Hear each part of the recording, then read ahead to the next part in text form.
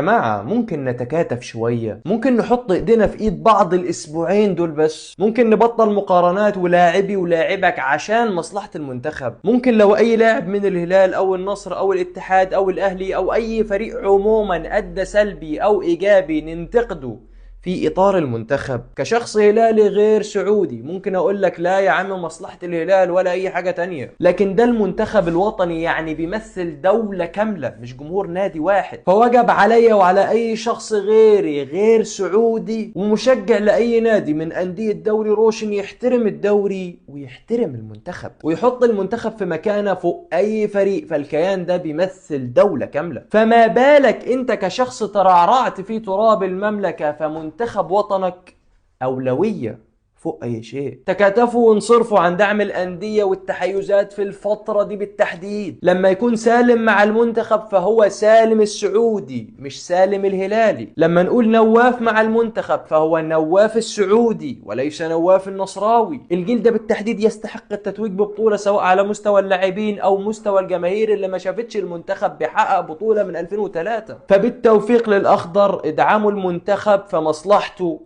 أولوية فوق أي شيء. وبس كده.